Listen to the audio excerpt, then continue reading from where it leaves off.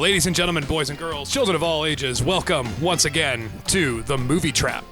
In this show, each of us pick a theme, and then we pick 3 movies based on that theme. You have the privilege of finding round 3. At best, a weird description. You of the already show. have the privilege of finding yourself at round 3, my movie. I, of course, am Russell Carlson. My victims of The Movie Trap are as follows. I am Chris Boroff. I'm Zach Powers. We have a guest this time, my co-host from another podcast, my brother from another podcast. We make sure you don't want to mention the name of the podcast, too. We want to make sure you don't ever plug it with its name. Save it for plugs. Save it for plugs. Yeah. From the Revisionists, our comedy history podcast, it's... Brian Flynn, thank you for having me. It's a truly a pleasure. And technically, this is a return for Brian because he was on the show in its initial incarnation over 10 years ago, I believe. Yes. Yes. Something in that neighborhood, yeah. Do you remember what we watched, Brian? Because we don't remember. I remember one of them. It was like the Erotomania movie with the woman who played Amelie, I think. And yeah. Audrey Tattoo? Yeah. Okay. That's the only one I remember. Okay.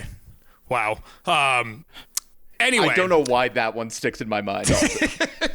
I might be able to figure this out in like 10 seconds. And We're it counting down. was... Oh my God. Where Running are the out of buttons? time. Okay. It was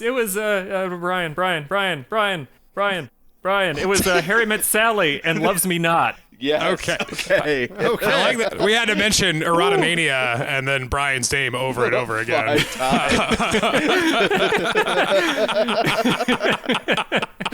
was looking through a list. Just to clarify, the premise of the podcast is not that we each pick a theme. One person picks a theme, One person picks a theme. and then we each pick a movie within that theme. That's right.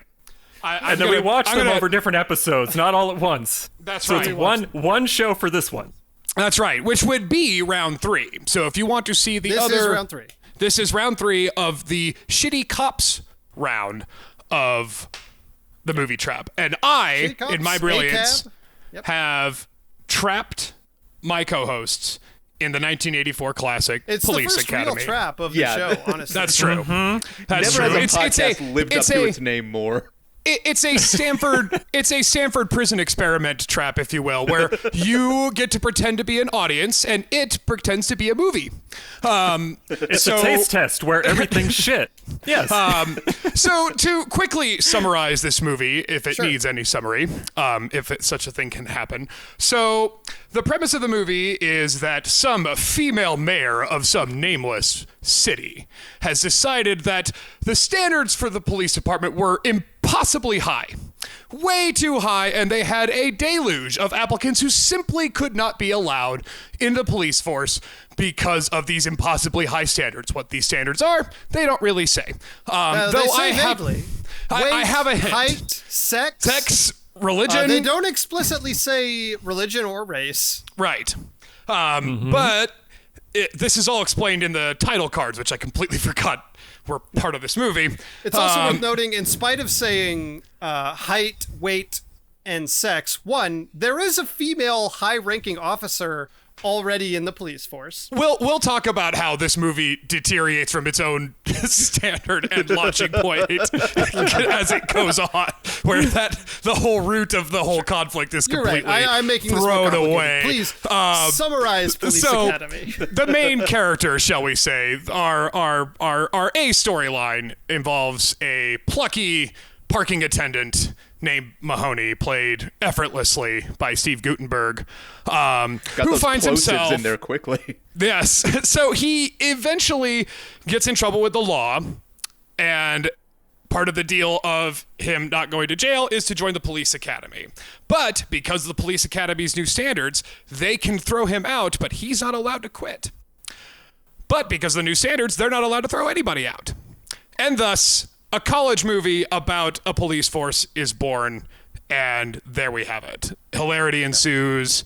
There's a variety of quirky characters in the academy. Okay, I tried to write down a summary for this fucking movie, and it really ran out of steam very quickly. The old guard, Yeah. most notably represented by I don't know what his Bailey. title is, but Harris, and his two sort of Nazi haircutted goons try to stifle the fun, the harmless sexually harassing fun that the cadets try to have, where they, mostly use their power irresponsibly and sexually harass women. I mean, Yeah. this is a movie so of its time, where it's like after after Animal House, we did everything we could to find another concept of Animal House, and this is the bearing of that fruit. Where to me, it's the example of a concept in search of a narrative. They said, we had Animal House. What's another animal? How about a pig?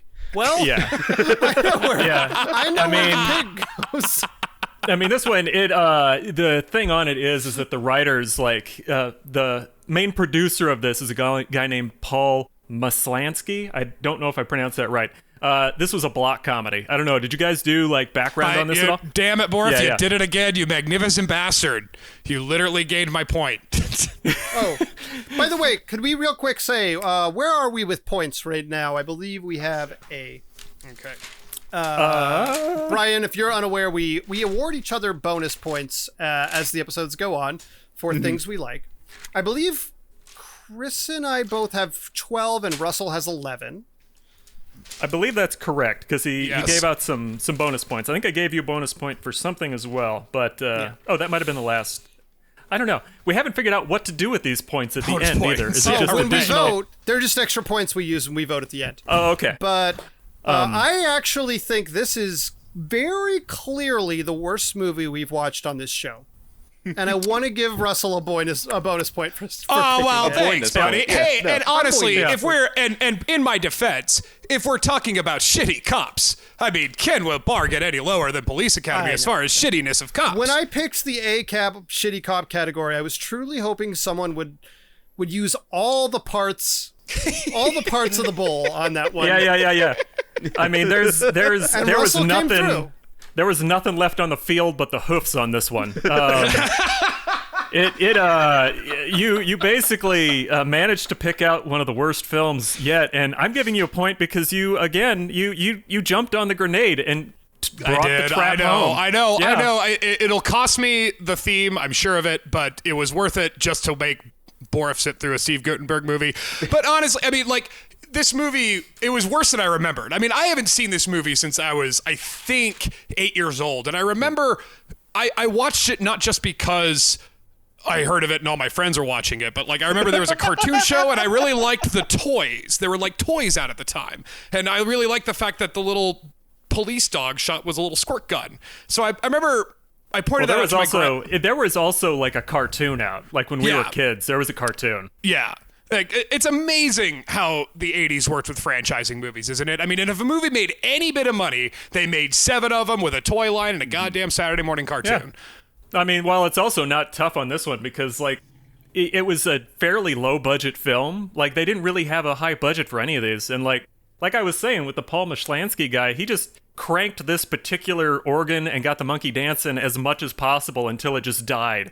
And for him, like I was saying, it was a block comedy. Like his whole thing on that was like you have a block comedy where you have a couple big scenes where it's like wacky hijinks that are crazy over the top stuff that's going to end up in the trailer, and then you have a whole lot of filler. And the whole lot of filler is just like all the nonsense you see on the side where it's like, what are we doing in the bathroom? I don't know. Whoa. And then they go do something else. But in this one, it's, as I think you were going, eventually these guys have a test of their policing skills by causing a riot and then I solving know. the riot they cause. The way, I mean, yeah, they cause a riot. I mean, I can't. That's the toy. Like, it's just, it is literally just an apple that the guy just like throws at him and like, what? And that just leads to civic unrest, which, as we all know, is how it happens. Yeah, it's not plot- like a deeper seated like social problem. It's always No. a It's- misunderstanding. right, yeah. By a hapless idiot.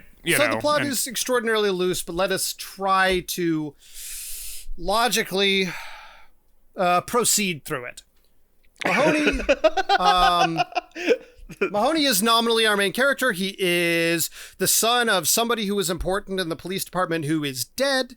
And his father's friend, Captain Reed, says you can either go to prison for your various crimes. Which at this point is really just like, it's not even vehicular assault. I mean, all he did was just do a trick ride on his goddamn client's car, you know. We don't know what else he did. He does say charge at best. He does say I didn't even do anything that serious this time.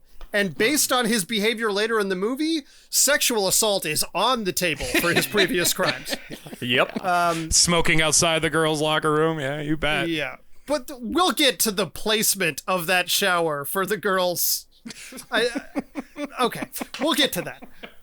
Anyway, he has to go to the police academy, and if he doesn't complete it, he's going to go to prison. He meets an array of colorful characters who are also there, including Leslie Barbara, who is a camera development station attendant who needs to find his courage. He's Cowardly Lion style, trying to find his courage, and he's fat in the way that like people in the 80s are fat, but you know, not really. I mean, you really buried the thing they build the character around is more the second thing than the whole courage angle. And it is really that he wanted to be a police officer, which is telling of police officers. I want to be a police officer because I was picked on as a kid, and goddamn it, nobody's gonna fucking pick on me. Yeah, and he's a mama's boy. They really nail that one home as like, oh no, his mom's always there. She's always with him. He's very coddled. It's like, but it's not handled as like an emotional problem he's having. It's just like a wacky hijink. I was thinking about when we were watching it when they first He's Norman introduced. Bates 5 years before the murders. Yeah, and I was thinking about this when I was watching it because I tried to keep like, if I were to show this movie to my nieces and my nephews, you know, like this is like if I were to try to show that's like a choice, man. You're building a weird dog-tooth situation. But I mean, I couldn't even get past what he did in that booth. You know, what's that? Well, that's a camera that people used to shoot on film, and they would have to drop it off to these people to get it developed, see? And they would be like, I don't know what that is. I couldn't even get them that far, but I mean, I would never even try to show them this movie. I remember lobbying really hard to see this movie, and my parents really begrudgingly, like, rented it from the library, and, you know, we were young enough, and they saw it was rated R, and we didn't know what that meant, because obviously if they have a Saturday morning cartoon, I mean, it's gotta be for kids, right? You know, so they watched it. RoboCop had a Saturday morning cartoon, I believe. Right. So they watched it, and they decided that it was decidedly tame enough for the little ones to watch Friends? it. Okay. Yeah, right. Yeah. And then but I remember the part that they always fast forwarded was the blowjob part. And I remember thinking, why? So I snuck out and I watched it myself, and I didn't really understand it. Now I understand it, and it's literally the lamest thing in the world. I mean, it's... I had the same experience, because I think I saw this potentially in theaters when I was like 5 or 6, and I had no frame of reference for what sex was, and I didn't understand why they were hiding in the booth and why the man was making a weird face. I asked my mom, and she was just like, he's embarrassed, and that's all she could say. She didn't really go into more detail. I mean, he might have been. Well, he definitely was. I mean, that's burying the lead, but yeah, it was. Right. He was embarrassed. Tangent. There's another podcast I listened to where they were talking about the scene in Swordfish where Hugh Jackman has to hack something while Halle Berry is giving him a blowjob. And the hosts of the podcast were understandably like, it's the How Did This Get Played podcast. It's a fun podcast. We're like, when I was a kid, I was like, how would you even have the concentration? And now when they watched that, they were like, I would not be erect at all. It would be the most embarrassing situation. It would be awkward. There would be no way sexy. I'd keep my cool, because I would be like, what the fuck? You know? Yeah, I mean, it's also essentially like sexual assault, and I'm like, yeah, that's not sexy to anybody. Yeah, right. I mean, I also... Sorry.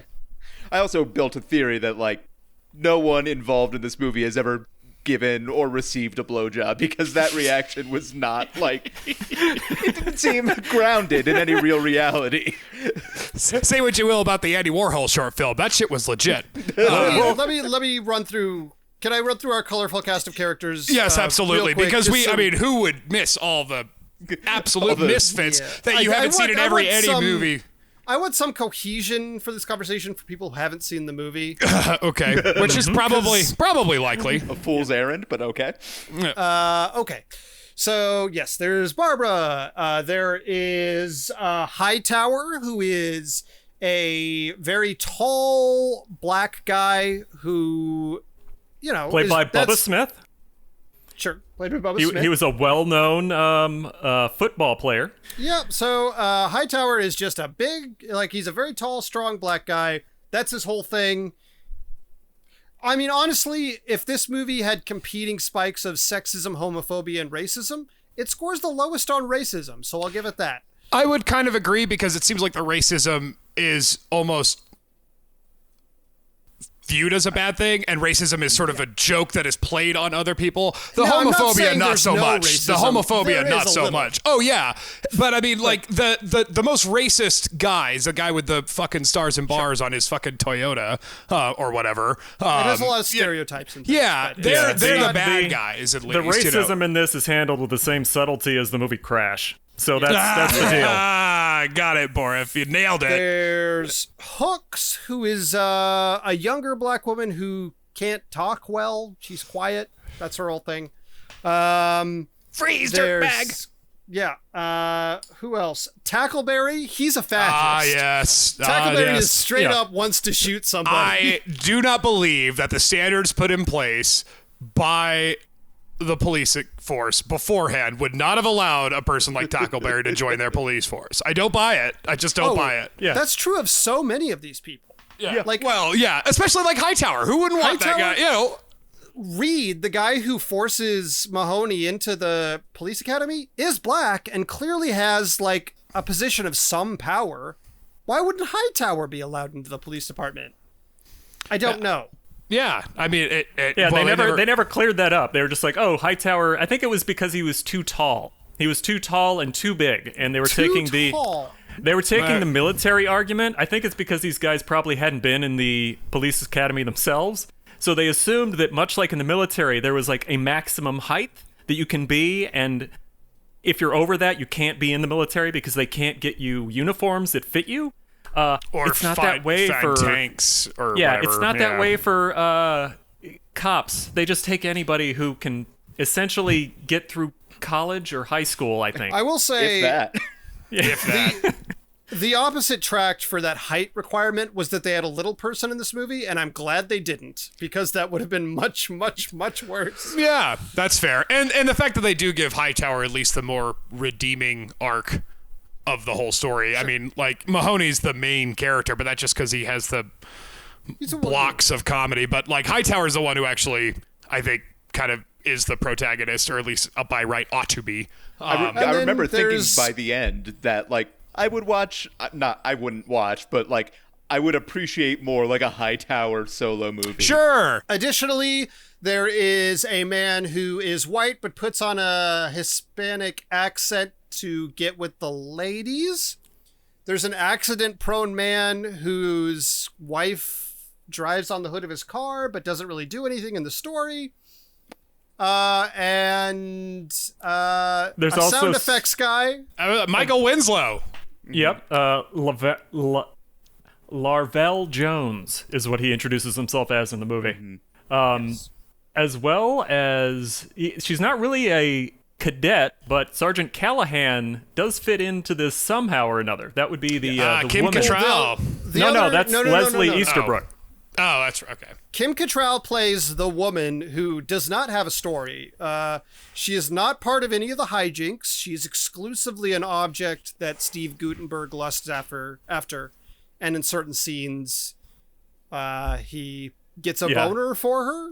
The height of her character development is the time that she shows him her legs when she's outside and he's staring at her, and you're like, oh, so she is somewhat complicit in his creeping, but Of course, not. a Yeah. payoff for the joke earlier where he pretends to be an authority figure who tries to make her show him her thighs. So Mahoney's a real classy character. I mean, Cattrall's that her character is basically just the object of Steve Guttenberg's heroics for the end. she's not involved in any of the actual comedy or Yeah. We'll use that word. Yeah. I would say that in this case, it's not so much not being involved in the comedy; it's being having plausible deniability and being culpable for any of this. Good on Kim Cattrall. Kim Cattrall's been in some winners. She had a career after this. That's So, true. Yeah, or the Vanities That's true. movie. Yeah, well. So it is basically, Animal House. This is the Delta House or whatever, and the other cops who are supposed to be there, but kind of don't know that you don't have to get your head shaved to join the police force. They're under the commander of G.W. Bailey, the main foible, the dean, if you will, of this Animal House of, it's just Animal House goes to police academy. I mean, you could see this concept thought up by anybody at the time, where it's like, what if we put Animal House, but if they're cops? It'll be hilarious. They did this with a bunch of stuff. It felt like the movie Stripes as well. Yeah. Well, I'll say this. I'll say Stripes was funny. The antagonists in this movie feel appropriately fashy. Like, Yeah, they feel like pretty full-blown fascists. sure. I mean, they do like check the boxes for people that just about everybody would hate. Like, Yeah. it's not really it's. Like I said, they handle it about as subtly as the movie Crash, where there's Indeed. you just in a very obvious way. No, that guy's not just kind of a racist; he's saying racist things to people, and he's being kind of a dick in general. So you're like, Yeah, no, they're I like- don't like any of them. I'm gonna have to keep a running openly tally. fascists, whereas their protagonists are acceptable 80s person in America levels of racist and sexist. Yeah. That's why I think part of the problem with this movie is that it was you could tell that it wanted to be subversive, right? You could tell they were just trying to be Mahoney's just like a rebel who just can't fit in. He's Maverick, right, from Top Gun. He's just a guy who just too cool to fit into any of your clubs, man. But he didn't really come off as that. He more or less came off as just this sort of snake, really, and just kind of slithers around. Yeah, I mean, he fit the box for the trickster hero, because he's always playing. I mean, is that... I'm just saying, because it's the classic hero's Loki. journey. A real coyote Yeah. type. Yeah. Right. Yeah. Yeah. I mean, he's constantly pulling up things and then doing things, and people are like, "Man, I don't know if I can trust him." And then it's like, "Oh, okay. Well, I guess he had a good heart in the end, even if he chose a non-standard way to get there." Yeah. Outside of the whole creeping on Kim Cattrall thing. But I've heard that this one was originally way more subversive. I guess the original writers really went for it, being anti-establishmentarian. But then the producer was like, "No, we can't sell that. You got to be able to sell it." So they brought another guy in, and he kind of cut all that out. And then the director they finally went with, because this started with a director who then got fired in the first couple weeks. Okay. And then they brought on Hugh Wilson. And Hugh Wilson is known for WKRP in Cincinnati. That was his baby. So it was him coming in and then him kind of reining it in a little bit. He was an improv director. So I think he kind of played with the people a little bit more and was able to get reasonably okay performances, even though the Sure. work itself was pretty tepid. I was also thinking that this, I can't remember what year specifically this came out. 1984. 84. Yeah, makes sense. Yeah, it's very apt.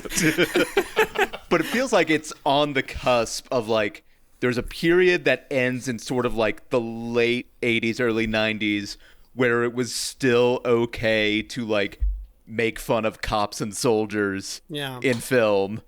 And then 9/11 happened, and then that period was just gone forever, probably. Yeah. Well, I mean, until now. Yeah. yeah. I mean, but even the producer, We're the part definitely cool to make fun of cops again. yeah, well, we don't Well, need much 21 help. Jump Street came out, so they were okay getting back into that pool, but it took some time. Because there were a bunch of movies that's correct, around 2001 when that happened. Yeah, they a lot had of reverence. Yeah. Yeah, they had a ton of really big movies that were supposed to come out that had, Andy Richter was in some movie with Tim Allen and a bunch of people, and it took place at an airport, and it was a big snafu, mix-up comedy, kind of like this one. And 9/11 happened, and people were like, "Oh God, no, we don't want to have anything funny happening at an airport," and it just immediately shut everything down. And That's even why we stuff just- about Bad Police, Training Day or something, you still have the perspective of oh, this is somehow a break from the norm. Yeah, it's like the one bad apple theory, where it's like, nah. One bad apple, which started to riot in this movie. Anyway, That's right. Yeah. I wish I was dead. Correct. Yes, and that's well, and obviously that's why Police Academy. The rot starts from the root, which would be Police Academy, where these fucking people learn this shit. Which can we talk about the training that they go through? Do you guys really? monstrous? Like, For instance, I have actually seen. There's this sequence in this. Well, one, Tackleberry, like, I love him as a character. He's super interesting because the problem with Tackleberry is. Actually, there's not really a problem. He's kind of presented as a very lovable guy, but he's clearly a man who wants to kill people. Like, he joined the police academy to shoot people, and that is not, in the movie's perspective, a problem. Like, that's fine. The way there's that one training thing that I've actually seen in other movies. It's in Men in Black specifically, where you go through like a fake town and things pop up that are either innocent pedestrians or criminals with guns. And the exercise is you shoot the right ones, like as fatally as possible. Was that a real exercise that ever happened? Because it's insane. I mean, I've seen it in video games. Yeah, right. I've seen it in Carnival. You know, like that's as close. But you only see this kind of training in cartoons or movies. You know, like I wonder if that there's no way that some of that training is fucking real. I mean, Oh, I mean, again, it was the military basis. Brian, it looks like you got a thing. No, that's real as shit. They've switched in like the last 15 years to like computer simulations. Right, But laser stuff tag. like that used to be like, I don't know how widespread it was, but it definitely happened a few times. Okay. Yeah. And there's definitely still like police training, especially police training that's only like semi-sanctioned by the police departments. Like there's like the sheep and the wolves training kind of shit. Yeah, That's the not Killology guy. technically- Yeah, those aren't technically sanctioned by the police department, but the police department will send you over to the guy who's like, you're a wolf who has to protect the sheep and kill For the auxiliary other- training. Yeah, it sounds like the thing in the military where they low key hand all the dudes Starship Troopers, and they're like, "See, this is what it is." Like for real, that was like a common thread I heard. Like people would go to basic training, and then they would, people would go like, "Yeah, there's a lot of really good books on this," and then they'd get handed Starship The book? Troopers. Oh, the book. I The was gonna book. say. The book is Not the worse movie. than the movie. The book no, is I know. ultra I- right wing. The book So, is yeah. legitimately about fascism, and the movie is a satire of fascism. Yeah, I mean the book is very pro-fascism. Off topic, but yeah, I mean that writer turned into a terrible man later in life who was pro nuclear proliferation. So yeah, it's not the sort of thing where you want the military getting a sense that makes them a better person just because or that they should have voting rights, whereas all the citizenry shouldn't have voting rights. Anyway, let's go ahead and keep peeling this particular turd duck. Yeah, right. The establishment at the police academy doesn't like these new cadets at all. They want to do everything in their power to remove them from their system because obviously they want to maintain the impossibly high standards they have already set for themselves. Lessard seems okay with them. There's another old white man who's in one scene. who Yeah, hates he's like the them. commissioner or something. And he's Yeah, in but one he scene. never and shows up again. He makes this weird reference to the Dicks and the Johnsons, and I remember watching that as a kid. And my parents didn't fast forward through that bit, and I had such as many questions. I'm like, what the fuck is he talking about? Do they do that? Would you join they pull out your pants and look at your dick? That's fucking weird. Yeah, I mean, it was just to say that he was like very anti-lady being in the military, like anti-women's lib, anti-anybody who's not white. Yeah, Right. And that's why you couldn't help but notice it was a female mayor who set this new standard. They're clearly talking about Dianne Feinstein. Yeah, That's 'cause clearly she who they're talking about. Yeah, she was responsible at the time period, though. Like they call her Mary Sue Beale in the open crawl, but the deal is I looked up to see like is there a political like precedent that these people were talking about. I couldn't find anything listed. Like she was a troublesome mayor for a lot of people, but she didn't have any thing where she was like, you got to take anybody and let them be in the police academy.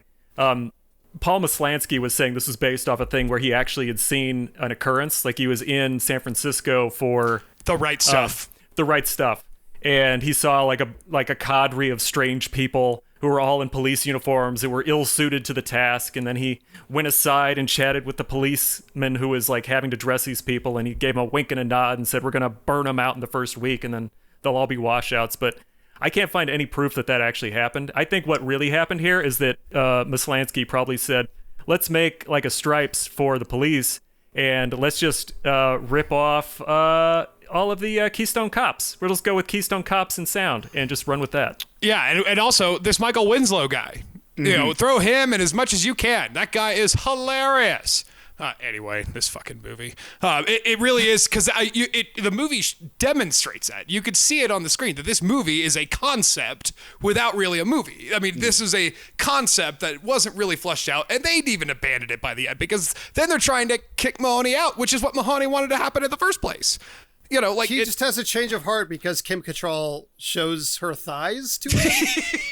Yeah, that was his denial of the call moment, or the reversal, because suddenly she's willing to accept his obsessive like creeping. She gives him a little bit of just a little taste of like, you're acceptable to me sexually, and he suddenly is like, no, I want to stay here. I want to stay here. I don't have anything else to do with my life. Yeah, the most telling scene of hypocrisy in this movie. I can't wait to hear this. So there is a scene that is a shot of the women's dormitory. I don't know why they have a full women's dormitory when women were only just allowed, even though Callahan is already clearly a somewhat high-ranking officer. So whatever, that doesn't make any fucking sense, but it's fine. They track down the women's dormitory and show a lot of gratuitous nudity, ultimately landing on the showers. The showers have been installed on the ground floor, with ground floor level windows that are extremely large and open, so that all the nude women are obviously being displayed to anybody who happens to pass by in the courtyard. And Mahoney, dog that he is sitting there with a beer, just looking in the woman's shower. And then buzzkill villain Sergeant Harris comes by and is like, get out of here. And Mahoney leaves. The women turn to see Harris sitting there doing what Mahoney was just doing and are like, what a creep. What a little gross creep. The protagonist was just doing this. Yeah. This movie is nonsense. I would say that the logic in this one almost extends as strangely as the Color Out of Space when we watch that. Like, I think the Color Out of Space had more like connective tissue between action, reaction, and causation than this movie did. This is fair. Yeah, This is fair. It's just it seems like they did that bit, and it just like, I agree with you, completely went against reason and sanity. There was no way that would happen except for the fact they wanted to have that scene in the movie. It didn't make sense. Yeah, I mean, well, mostly Porky's did so well. See, Porky's did so well. You gotta throw a little TNA in there. That's how you get the butts in the seats. I mean, this is the era of the blockbuster. This is when all they gave a shit about is butts in the seats on opening couple weeks and how much you could fucking merchandise it. And for what it's worth, as much as I fucking hated it, it worked. You know, it worked. That scene, and there was also a scene at the party where women just came by and took their tops off and then walked on in like kind of a row. Like that was, that was just what they did. Christ. This was also contrasted with the most homophobic scene in the movie where the blue clam. the Blue oyster. Blue oyster, which I find offensive because they don't like to, anyway, but fucking I think that's probably, do you think that was a classic reference to the cut scene from Spartacus? Where Laurence Olivier says that he prefers both clams and oysters, and that's supposed to be a coded reference to the bisexuality of the character? I did not think of that, Borif. I've got to hand it to you. I did not know, Borif. That did not cross my mind. Yeah, that was one thing I did. Give me the Bible for this movie. We can fucking get through that. I believe that scene is famously the gay character in Clueless, I think, watches that scene. That's with right. Alicia Silverstone. At a Yeah, certain point. we recently rewatched that. My Oh, I didn't wife even loves know that movie. reference. I just Yeah. remembered the old one. But it's also Oh, yeah. like it's weird with this one because it seems like the only thing they're okay being like hateful towards is gay people. Like everything else is like you can't be against women, can't be against black people, but we all don't like gay people because it's like the comeuppance of every character is in some way, shape, or form like they get pushed into the Blue Oyster. Or there's the running gag where, I'll just spoil this for anyone who doesn't know it. At one point, the commandant of this facility ends up with a blowjob from a young lady who is hired. She is a prostitute by, I believe, Steve Guttenberg or one of the people. She just shows up. No. No, it was hired by one of Harris's cronies to try to make Steve Guttenberg act unbecoming so they Yeah. could throw him out or whatever. So the And whole so Steve yeah. Gutenberg sees her Clever in the devil that dormit- he is, turns the he- tables on him. He sees her in the dormitory, and his response is to grab her by the mouth and drag her out of the dormitory, unaware of what is going on. It's also wild that they felt like they would need to go that far to find grounds to remove him for being a creep. Yeah, I mean the thing to just cap that whole thing. He yanks her out of the building and he's running around trying to hide her, and then he somehow ends up in a dormant or in like a big open room where they're going to be doing a convocation, and the commandant is coming in and he has to hide. So they jump into the what do you call it? Is it a Podium, I guess. A podium, It's- a lectern? yeah, I've yeah. always had the problem between lectern and podium. Anyway, they jump into that, and then the lady comes up, the commandant comes up. The lady just jumps into giving a blowjob, essentially right next to Steve Guttenberg, and he isn't uncomfortable He's with this watching the at all. whole time. He doesn't tell her to stop. He doesn't hold her back so this doesn't occur, doesn't get him in trouble. He's just like, whatever happens, it happens, man. So then, the commandant gets a BJ. He steps away. Somehow, magically, no one notices what has occurred. Steps away, turns around. Mahoney pops his head out. The commandant assumes that he's just gotten a blowjob from a man and is... I would say that the commandant is at most aloof, if not completely senile. And later in the movie, his main response to this is when he sees Kim Cattrall and Steve Guttenberg making out, he's like, all right, good, you're with ladies now, that's what you're into. And somehow that's a much more acceptable circumstance for him. I had an aside. I didn't like how anti-gay the movie was. That was my It's worth noting that he was pretty okay with getting a blowjob from a stranger at a podium until he saw it was a man. yeah. I like that he walked away first. He's like, well, that's the end of that, and just like got up and walked away. Won't And then he's like, investigate further. wait a minute, something just went, what the hell? Like, I don't like, and this is me just like asking questions the movie does not promise me it will ever answer. Ryan, I'm just asking questions. Like, I know this is like more digging than the movie wants me to do, but why would she do that in that situation? What compels her to make that choice? She's a sex worker. It's her nature. yeah. If the money's right, Brian. But no, I Can think yeah, go for it, Bob. Okay. So I think there's 3 levels. So there's the homophobia, there's the sexism, and then there's the racism.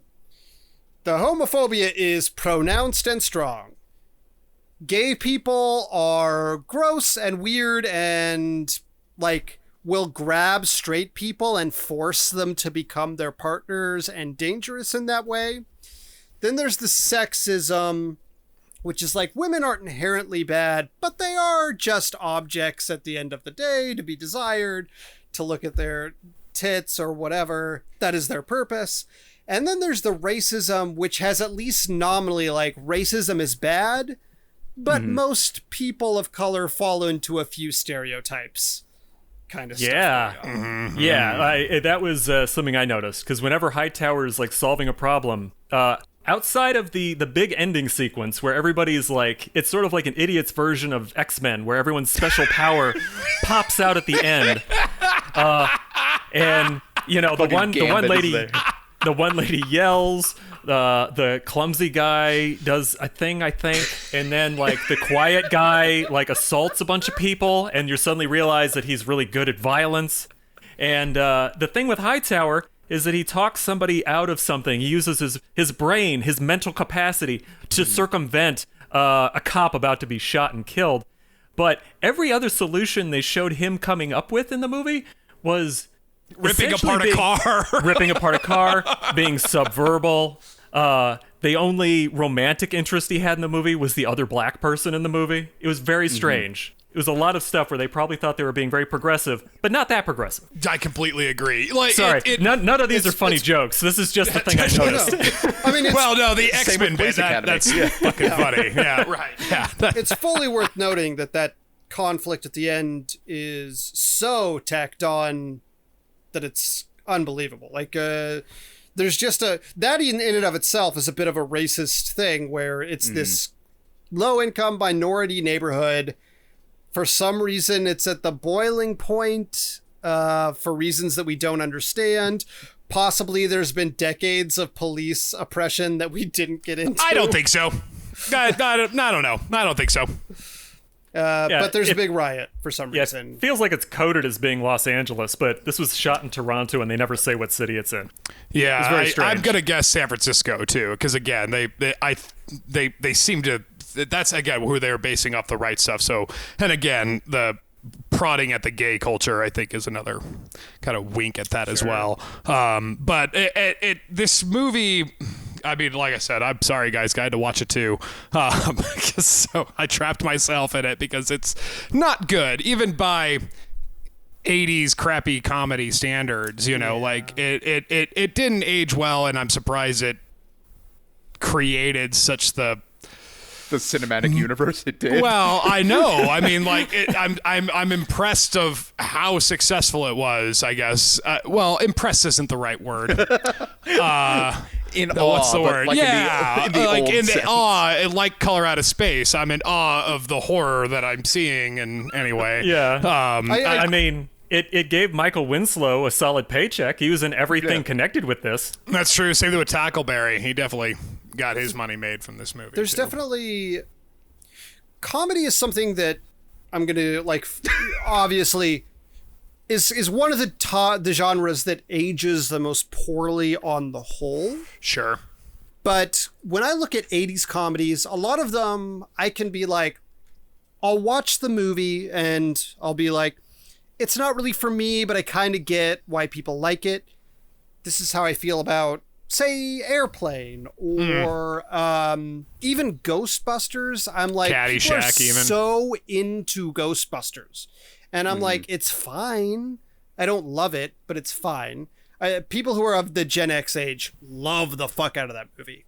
I am a notable exception. I think it's just okay as well. I think it's okay. But when I see that the same year Ghostbusters came out, one of the other comedy hits was Police Academy, I'm like, oh, I get why Ghostbusters was a revelation. By comparison, holy shit, Ghostbusters is so much better. It's amazing. It's a banner year for blowjob gags in movies. Correct. Yeah, the ghost blowjob. I remember that now. Yeah.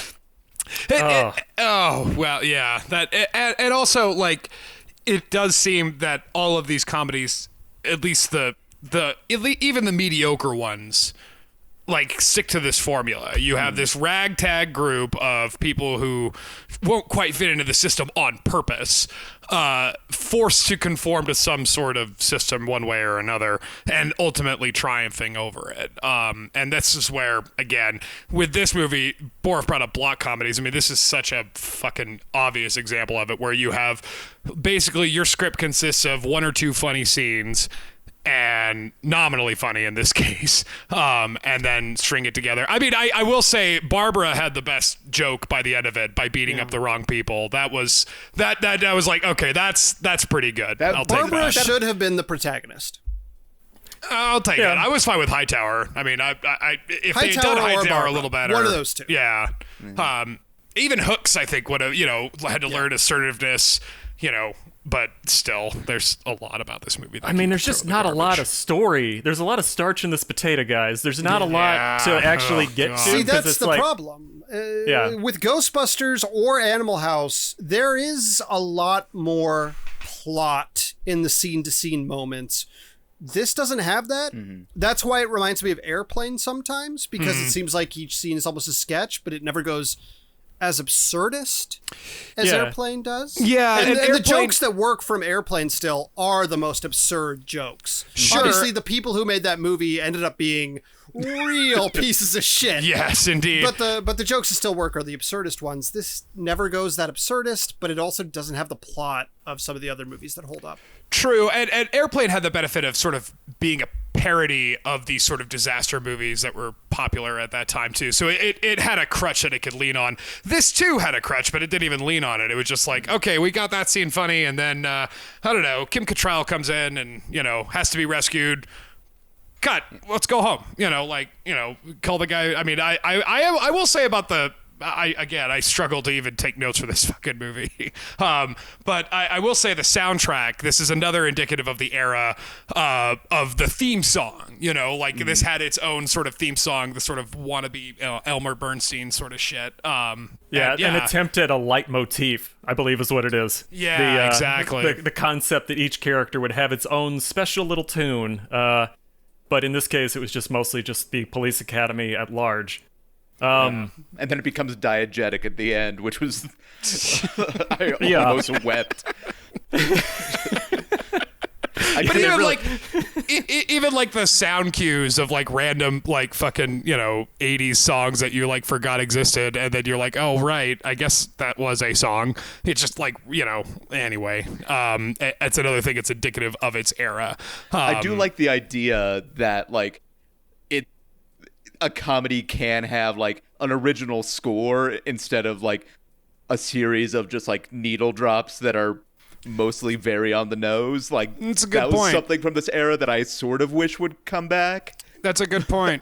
Everything else can stay. Including most it's of the funny. cast. I was wondering if like horror films from the era, they had good soundtracks. Comedies outside of like Ghostbusters, but even Ghostbusters, it's like mostly it was the Caddyshack, Ghostbusters come on, theme. that song rules. By the way, relevant. Rest in peace, Ennio Morricone. Yes, great indeed. composer of soundtracks of this era. Oh Including yes. Police Academy. Yeah, weirdly, yeah, he fucked was. up if he worked on this movie. Sorry, I didn't ask about swearing. The king. Hey, if you're talking about theme songs, man, that guy was the king. But like this particular soundtrack, it kind of reminded me of, again, Animal House meets like Superman. And it's very militaristic, and then again, it does still, to Brian's point, rely on like the random needle drops from some soundtrack that they were going to pop out, from Capitol Records or whatever. And I agree with you. I sort of wish it's almost like the commercial jingle. I almost wish we'd kind of bring that back, or explaining the preface of a television show in the theme song to kind of go. I want to ask you guys this question: why was this movie popular? Oh, no. This movie, part of the reason I gave you a point at the beginning of this episode, Russell, is because watching movies like this should be part of why we do this podcast. Indeed. I don't like them. But they are educational. Right. This is Reagan's America, my friend. Yep. Like, oh boy, through and through. This is Patrick Bateman was in the theater being like, this is good old fashioned comedy. Right. Give me 7 more of these. Yeah. No, that's correct. This was the year that he got elected into his second term. People thought the first term was so great. I think he only lost by 1 state too. So Yeah, it was there you have it. Mondale. Yeah. I think he only won his home state.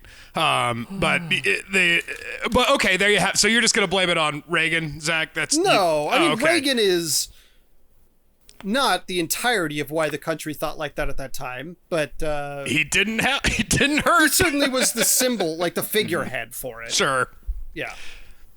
It's just, this is emblematic. Like, America, the idea, the ethos that has been popular and remains popular among a certain sect of America's greatness, Police Academy is that greatness to certain people. Yeah. Oh, Jesus. Wow. This is when America could just be America. You know, And there's for got to some be for some somebody people- who this is their favorite movie. They're like, Yeah. "Oh man, I They met my were girlfriend or wife on this movie. It was great." There are people who are like, why can't you make a Police Academy anymore? You know, I We would all love a got- police academy in this day and age, but just taken as like a serious like ACAB movie where they're just like murdering people and it's just like a gang. But you can still keep it funny and cast like Will Ferrell and Zach Galifianakis. You know. Well, sure, but I would just do it as a Josh completely Gad. yeah, yeah. right. Josh Gad. Yeah. but I would just do it as like a completely straight like black comedy where it's which is a term that they might need to revisit, but a grim comedy. I mean, there's a reason to me that the only really successful comedy in the past 15 years about police, the only one that stands the test of time, is about British police officers. It's Hot Fuzz, and I think it's the only one because, like, And part of the whole There- joke there- is that there they're might- too American. You know, Right, is that exactly. Simon Yeah. Pegg's way too Yeah. obsessed with like American cop movies exactly, and shit. yeah. It's I haven't re-seen that one recently. We might have to do that one on the podcast because I have a feeling that one might have some troubling stuff if we go back and revisit it. Because I have a vague memory It's of a few things. interesting. where I I'm don't want to like, say too much about it. Yeah. They definitely don't. It's interesting how in the extremely action-packed conclusion, they very intentionally never kill anyone, which is kind of an interesting little little twist on that movie. Yeah, this movie doesn't involve. That was another thing. Now that you mentioned that, in Police Academy, all the comedy with black people, it's never like they never touch on the fear that they're going to be murdered by cops. It's always just like, oh, it's just a misunderstanding. I think like the most grievous injury someone has is someone drives over someone's foot, and it doesn't really have any comeuppance other than like. Borath, have you Hightower already stepping in. forgotten about the apple? I mean, have you already? Are we that far removed that we have forgotten the apple? The apple injustice. Which apple? Which apple was When this? the guy threw the apple at that group of people, and that's what starts the riot. Oh, well, I mean, the thing is that he throws the apple, but then what actually causes the riot to go wild is that the guy's like, oh no, there's a riot, I gotta go watch that. Stay here and watch everything, and all the poor people nearby are like, free TVs? I love free TVs! And they just start stealing the guy's TVs, and yeah, you know, because poor people obviously would be so much more interested in TVs than they would be interested in food or a sustainable job Side or note. income. Right. Funniest. Let's do this real quick round table. Funniest jokes in the movie. Shannon thought, at the very least, she didn't She watch the watched whole it, movie. the poor lady. She didn't watch the whole movie. Oh, okay. She thought the one in the oven shirt, at the very least, was not offensive.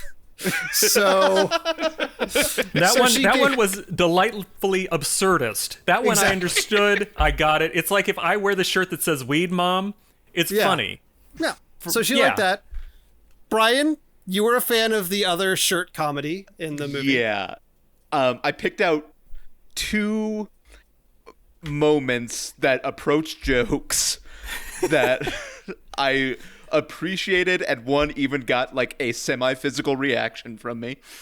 The one that came out on top for a positive physical reaction for me, other than like creeping dread rising through my stomach, was during the ending, like the climactic hostage situation on a rooftop, when Hightower punches the bad guy and he falls down a flight of stairs. As he's falling back, his coat opens and it reveals he's wearing a Vassar t-shirt. And I saw that and I was just like I felt my mouth like move in the shape of a smile. And then the other one was when the alarm is going off that there's a riot going on downtown. One of the characters runs up to Michael Winslow and was like, "Is this you?" Because of the sound effects thing. And I'm like, I appreciated that on a intellectual level more than anything else. The concept that it was a yes and rather than a no please stop was entertaining in itself. Yeah. Yeah. So just so I can understand, what is Vassar? Like, is it? It's a Is college. it a band? It's one of the Seven Sisters colleges.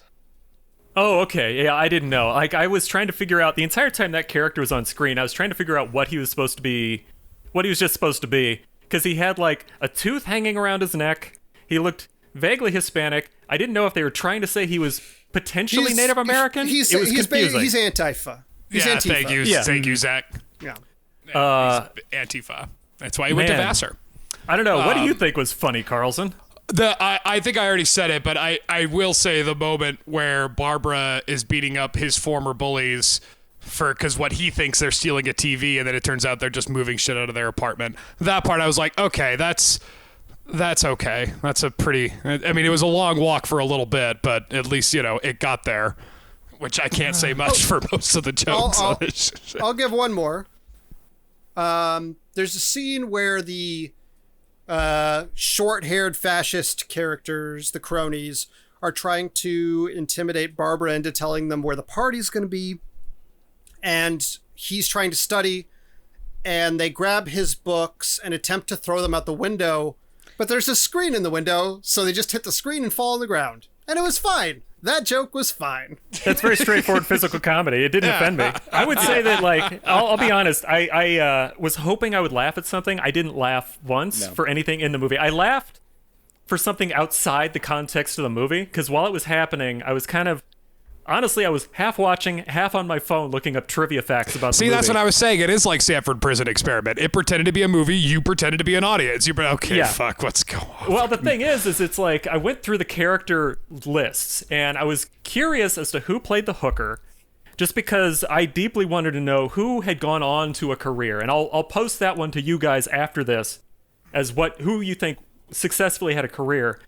But I looked up the hooker's name, and she was billed as Georgina Spelvin, which is, I was unaware of this, but it is essentially the Alan Smithy of actresses' names. It's the name that ladies choose when they don't really want to be credited. However, I laughed for a second. I thought that's funny because someone hated being in the movie.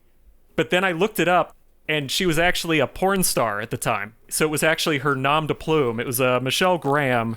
She was known for Devil and Miss Jones. So that means that she got reviewed favorably by Roger Ebert twice. Like, I think he gave this movie like a tepid okay. No, he gave this movie a 0 out of 4. Okay, well then I think he blamed the cancer on this movie. Actually, yeah, I think her solo au revoir of The Devil and Miss Jones, amongst other things, was something that he gave a favorable review to. There's like a post in 1973 of Roger Ebert saying, outside of Deep Throat, Devil and Miss Jones is a good movie. So it was like, it was odd. Ebert said that this is the kind of movie that one member of your friend group should watch, so when you watch a bad movie, they can say, at least we're not watching Police Academy. Which feels kind of like what we're doing here. I think we're in a race for the bottom of the barrel, guys. I think we're gonna see what the worst is that we can find. I gotta say, I like my chances. That's why there's endless Simpsons jokes. I've had to really contain myself to make all the Simpsons references about how bad this movie is. Regardless, Kim Cattrall had the best career of anybody in this movie. You could argue Gutenberg. Yeah. Because, I mean, he still made a couple movies after this. You And could no argue. Sex in the City, though. Yeah. You know, Yeah, that's true. Very true. Kind of wins Yeah, that argument. that's She was true. only in this one, if I recall. I think she was only out of the 8 million of them that they fucking made. that Well, I right mean- there is a victory. That's true. That's Yeah. very true. Okay, I'll I mean, accept that. I mean, George Davis- Gaines had a career before this. Yeah, he was in St. like Elsewhere. Punky Brewster and St. Elsewhere, and Don Lake, who was like the Mr. Wig guy at the very beginning, is like a character actor.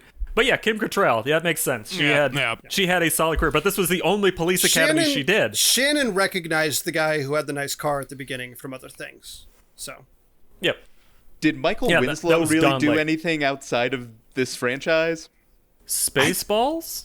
Yeah, that was around the same time, though, I think. And then he did subsequent Police Academy movies, but I think he was always like opening. I think he like did stand up. Like he would try to take his show on the road. Nothing of note. I mean, obviously, this is what he was known for, and I think him and Tackleberry and Hooks and maybe Hightower. I doubt Hightower. Yeah, I were think in he's just- all of the movies. I believe he's just a voice actor now. Like he Okay. played in TV throughout the era. I'm looking at it casually in the background. He was on Love Boat for a little while. Well, something called everybody was on Space Love Boat. Stars. Yeah. No, I mean, it seems like he was a perfectly nice actor who just happened to hit it off with this one and just kept following the ticket, and they kept hiring him. He did everything, even the one they sent to Moscow, which almost caused an international incident. Well, at least it's famous for something.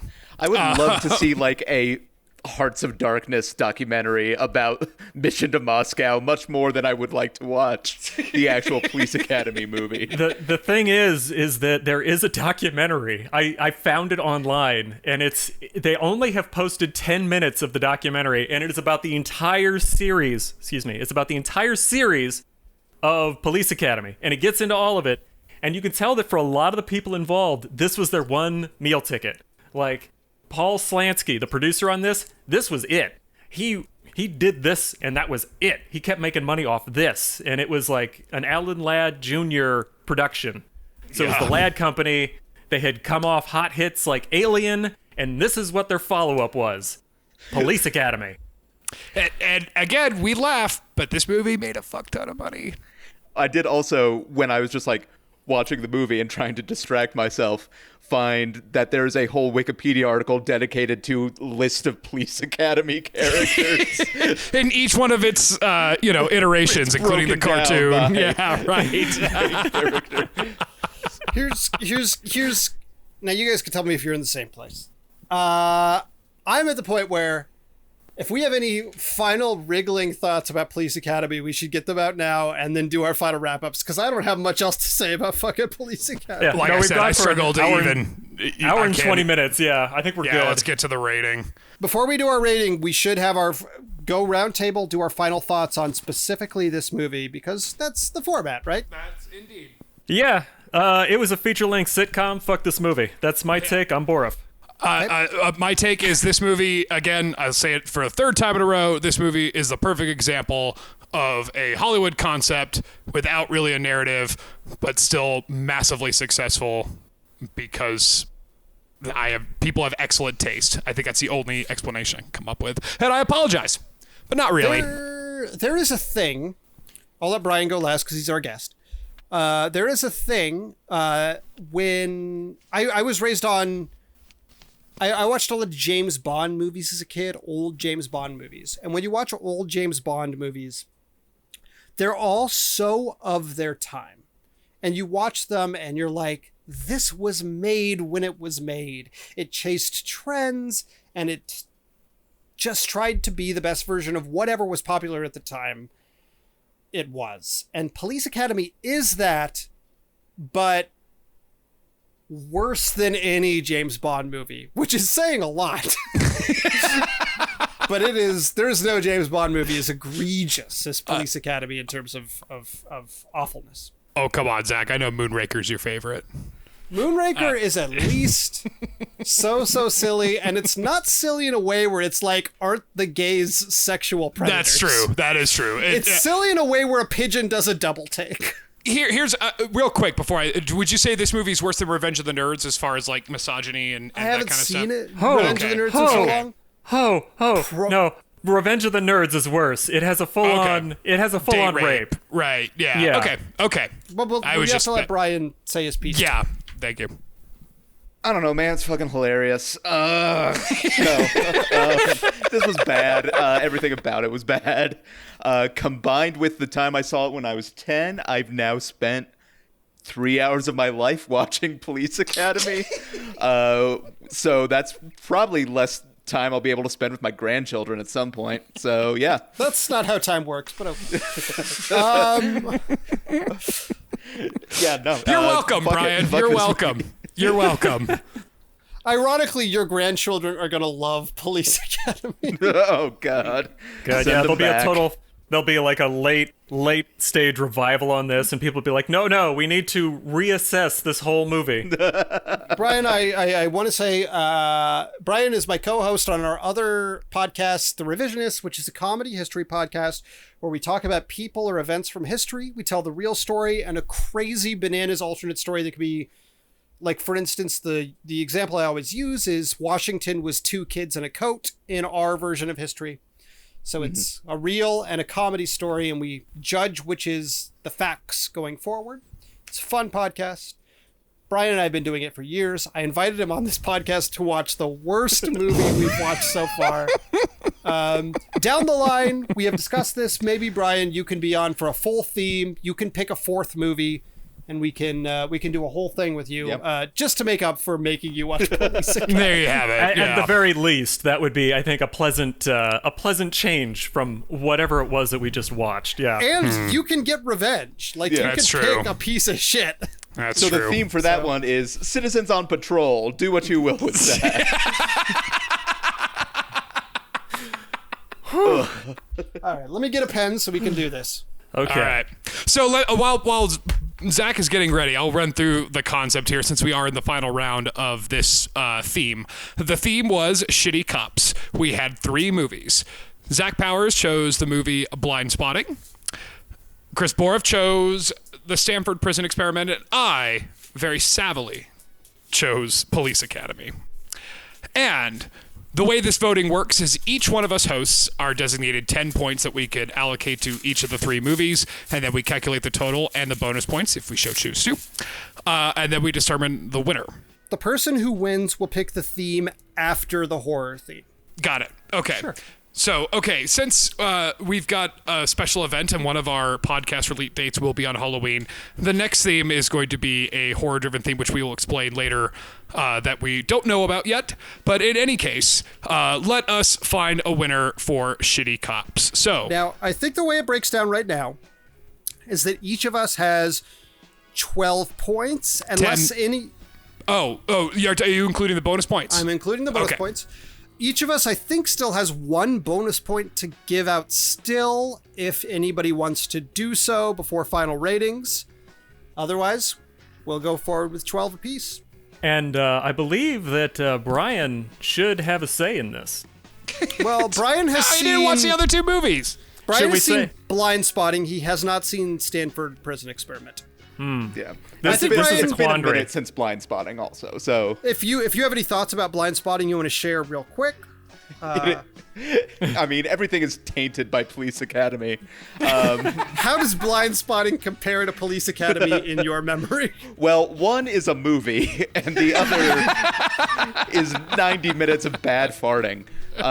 So that's really... It's pretty much comparable. One has something to say, and the other is the death Something rattle of else. everything good. Something else. So let me get this straight. Because of the bonus points, I have 12 points that I can allocate to the movies. That's how we're judging this. Correct. Excellent. Okay, cool. My math works then. Yeah, we all have 12 points unless anybody wants to give out a free point before I think I already gave Carlson a point at the start of it. Okay, Russell, I think you have 13 points then. Okay, excellent. Because you took the theme and fucked us with it. Yeah. Chris and I have 12, Russell has 13. And this was Zach's theme, too, so it wasn't even, like, part of his whole design. It kind of was. I expected that maybe somebody would pick a movie like this. I actually hoped that someone would pick a comedy, and Police Academy crossed my mind, though I had never seen it at the time that I created the theme. I'm a little surprised you hadn't seen it up until now. Like, you have, like, taste, obviously, but, like, I feel like it's a movie that a lot of people just saw because it was, for some reason, part of the cultural conversation when we were young. Well, the nice thing about the world is, you know why Gen Z is a better generation than millennials? Gen Z doesn't know about Police Academy. That's why they're better. If there's any justice, they won't. Okay, so, gentlemen, please display your ratings for Blind Spotting. That's supposed to be a 6. Okay. So we've got 7.5 for Zach. All right, that's a 6 from me. It's a 7 from Borif. And a 5.5 from Zach. He loves half numbers. Okay, and Police Academy, I can't wait to see these numbers. Okay, that's 0 points. And this is a Mr. Yuckface, to be clear. I give it a point just to give myself something. So 18.5. What are your numbers for the Stanford Prison Experiment? mine was 6. 13. 18.5. I think is that a tie? I'm gonna give it to Borif because I picked the last theme. Well, thank you. I appreciate that's very generous, Zach. And I Very also don't diplomatic. want my own vote to be the deciding tipping point necessarily. And you don't want to give it to Police Academy. Well, Police Academy was never gonna get it. But this brings up an important thing. Maybe we shouldn't allow the fractions, because if we hadn't allowed fractions, we would have had a solid number on one side or another. Okay, I'll go with 7 for Blind Spotting and a 6 for Stanford Prison Experiment, and it's So a clean win. Okay, well, I guess that I talked myself out of winning then. Okay. No, well, No, that's you true. won. That's that. You won. Yeah. Oh, I thought you gave more to Blind Spotting. Well, I was the only one who gave more to Blind Spotting. Yeah, but you were the deciding factor. You're the only one. Okay. I know, but cumulatively, you have 19 to Blind Spotting's 18. I'm just gonna take it. Thank you. It's very nice. We're going into Halloween. So here's what we're doing, listeners. Instead of just jumping into the next theme, which Borif will choose after what happens next, our next 3 episodes are going to be the 3 episodes that precede Halloween, the final one coming out on October 30th. So I have prepared a list of 20 potential horror movie categories that we can choose between. I also have a 4-sided dice that I figure will choose who picks the first movie and who picks the second and who picks the third. 1 being Chris Borif, 2 being Russell Carlson, and 3 being Zach Powers in alphabetical order. 4 will be a reroll. Cool. All right, I'm going to roll this dice. 18. That is an 18. 18 is horror classics, any movie between 1960 and 1979 that is a horror film, or nominally so. Yeah. I know the pick. I know what I'm picking. Now let's see who picks first. All right. 1 is going to be Chris. 2 is going to be Russell. 3 is going to be me. 4 is going to be reroll. 2 will be God Russell. damn it. I was really fucking hoping it wasn't going to be me. Oh, I don't want man. you to have to pick it right now. If you Okay, just good. I record a really will have to supplemental- think about it. Yeah. Let me think about it. So 1969 to 1979.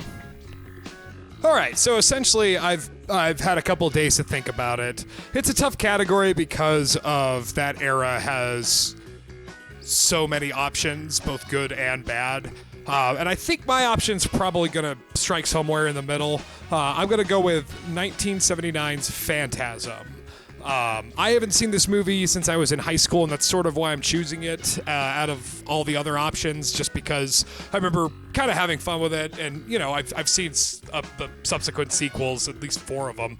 And I'm curious to watch it again, you know, as older now. And I'm kind of curious about Borif's impressions, although I'm pretty sure he's seen it before, and probably some of the sequels.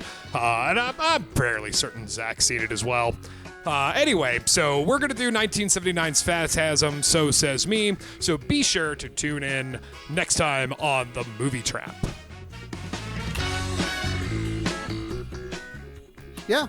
So, I am also- looking forward to it. Halloween is one of my favorites, so I think we're going to have a good time watching movies. yeah.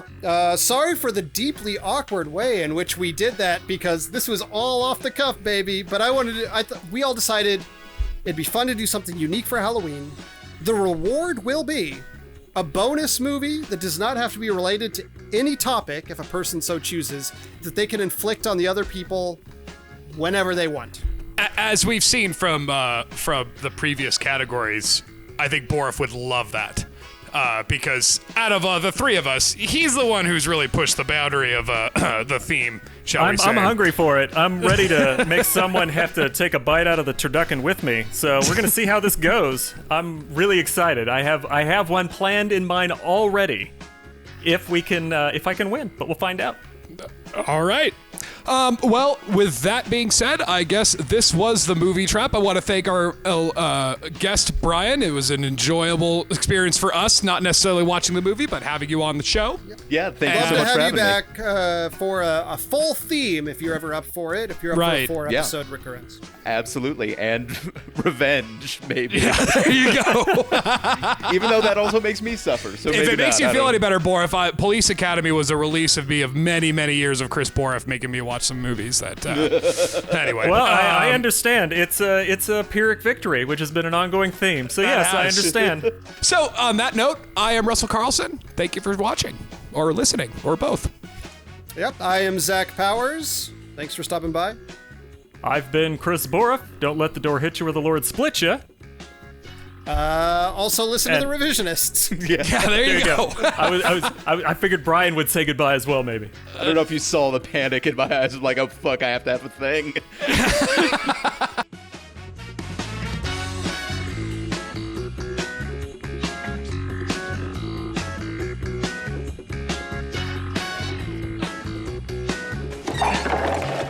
Would you please just calm down? Would you take it easy?